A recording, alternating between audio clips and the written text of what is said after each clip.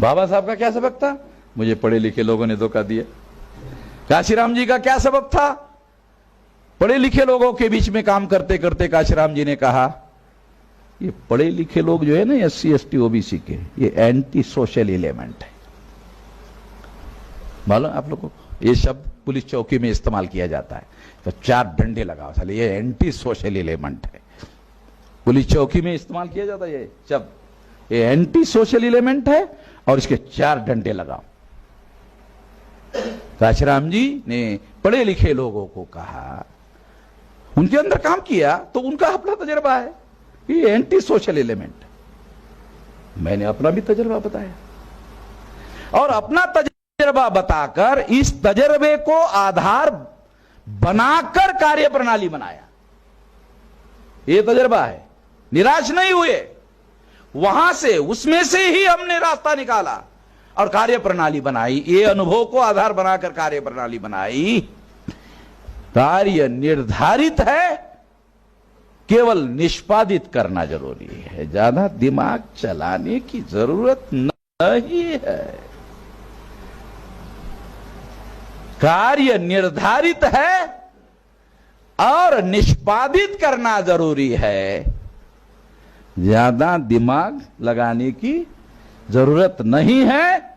जैसे ही हमारे लोगों को दिमाग लगाने के लिए कहा जाता है तो पहले झगड़ा करता है।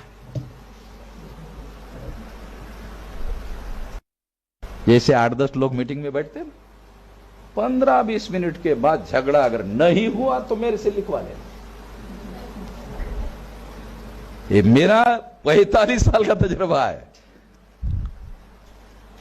तो अनुभव से कहा नहीं, कार्य निर्धारित है, निष्पादित करना है, दिमाग का उपयोग करने की कोई जरूरत नहीं है।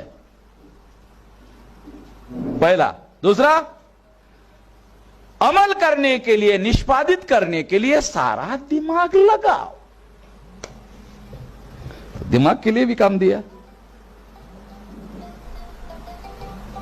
जैसे ही ये सिद्धांत लागू किया, उस तारीख से हमारा आंदोलन केवल आगे बढ़ रहा है,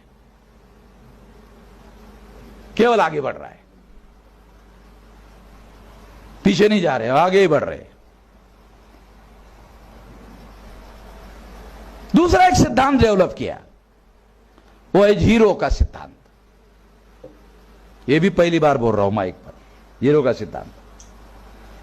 जहां लोग फॉर्मली मिसयूज करते हैं, झगड़ा करते हैं,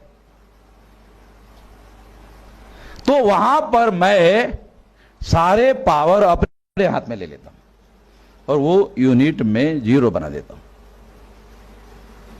ले लिया मैंने, मुझे मेरा कोई निजी मकसद नहीं है, मेरी कोई निजी दुश्मनी नहीं है।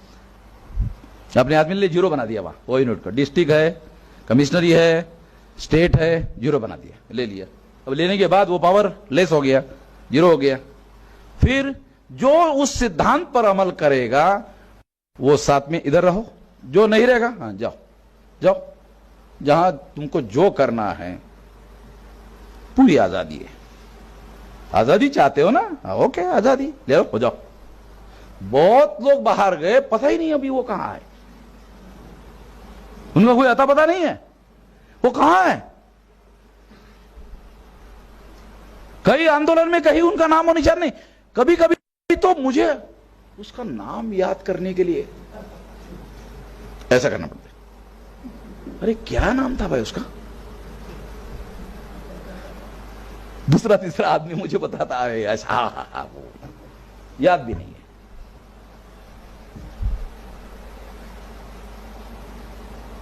ऑब्जेक्टिवली हम लोगों ने वादा किया ना समाज को, ये उद्देश्य पूरा करने के लिए अंदर आओ। मंजूर है तो अंदर आओ, मंजूर नहीं तो अंदर मत आओ। पहले से क्या ना, पहले दिन से,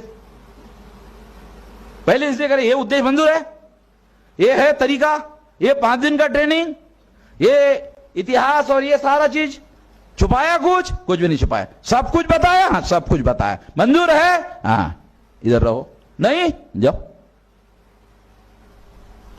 तुमको जो ठीक लगता करके दिखाओ। एक भी आदमी ठीक नहीं कर सका, कोई कुछ नहीं कर सका।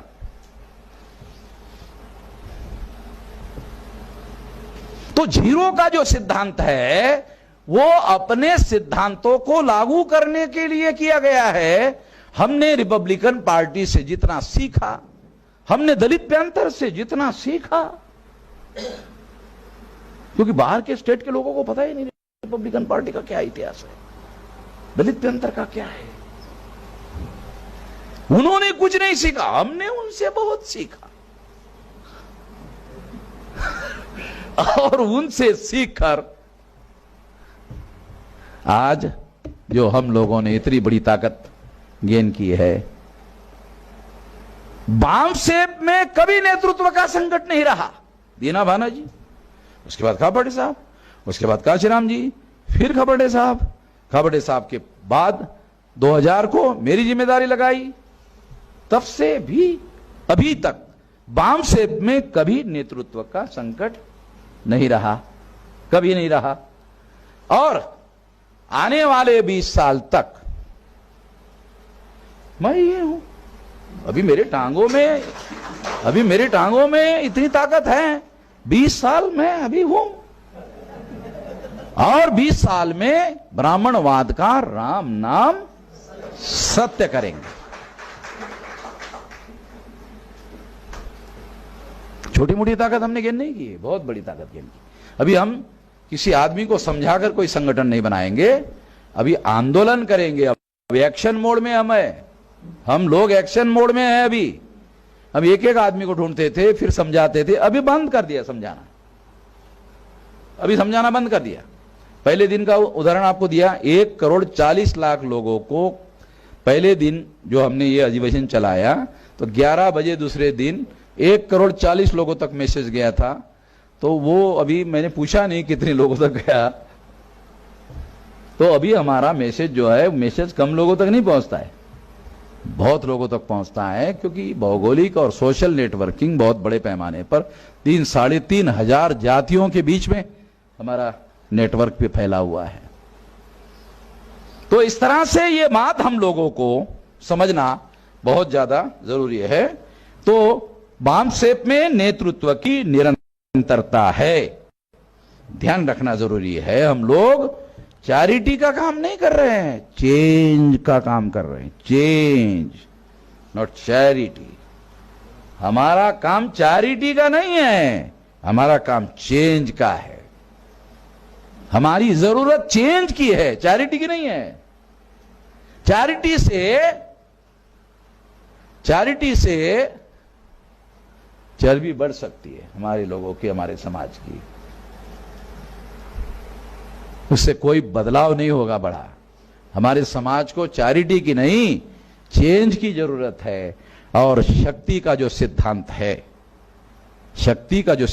है, वो अनुशासन के बगैर शक्ति निर्माण नहीं होती, शक्ति के बगैर दुनिया में चेंज नहीं आता। ये पंखा चल रहा है, देख रहे हो, ये पंखा, बटन बंद कर दो, ये पंखा बंद हो जाता है। शक्ति का सिद्धांत, ये शक्ति जैसी सप्लाई हो जाती है वो पंखा घूमना शुरू कर देता है, शक्ति का सिद्धांत। तो हम जो भारत में बदलाव चाहते हैं, उसके लिए हमारे पास शक्ति चाहिए। केवल भाषण से थोड़ी होने वाला परिवर्तन, शक्ति चाहिए। क्योंकि जो बदल हम करवाना चाहते हैं वो थोड़ी मानते हैं, वो मानने के लिए तैयार नहीं है। देखो आपको बताता हूं, ताकि आपको, वो मानते नहीं है बातें।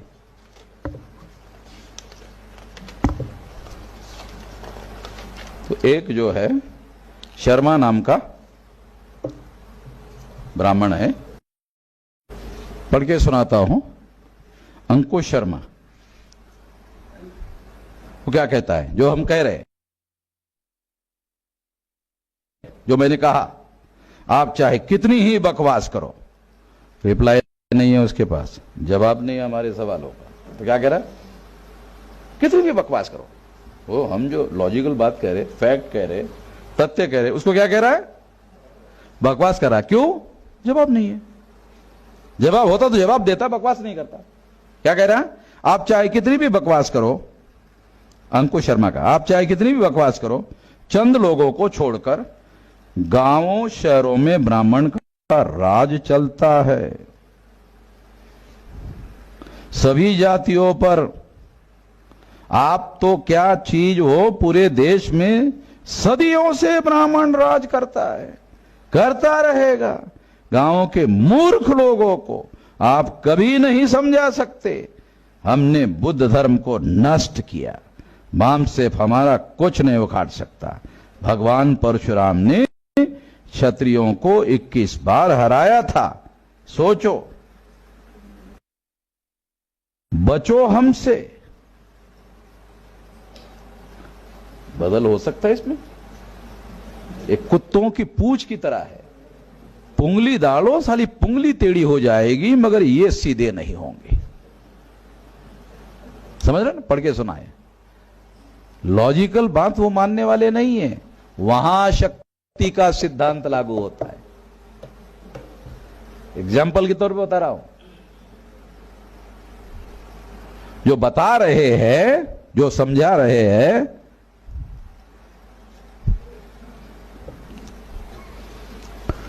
तो इस तरह से शक्ति अनुशासन के बगैर आती नहीं है।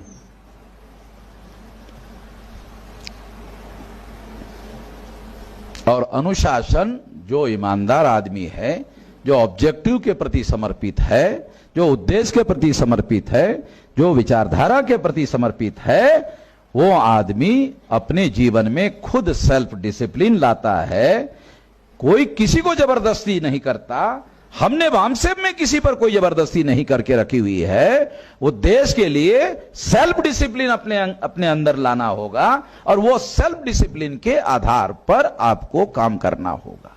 जब आप ऐसा नहीं करते हो तो फिर ऑर्गेनाइजेशनल डिसिप्लिन इंपोज किया जाता है, और उसके लिए हाथी का महावत का सिद्धांत लागू किया जाता है। महावत का सिद्धांत बताने के लिए नहीं है, अमल करने के लिए है। और मैं इसका सख्ती से अमल करने का आदी हूं, क्योंकि मैं जानता हूं कि एक दो लोगों की वजह से सारे आंदोलन का सत्यानाश हो सकता है। तो ये खबरदारी लेना बहुत ज्यादा जरूरी है, ये बताया जाना बहुत जरूरी है। संगठन में और एक बात, संगठन के लेवल पर, कैडर के लेवल पर बहुत सारे हमारे लोगों का कुछ मिसअंडरस्टैंडिंग है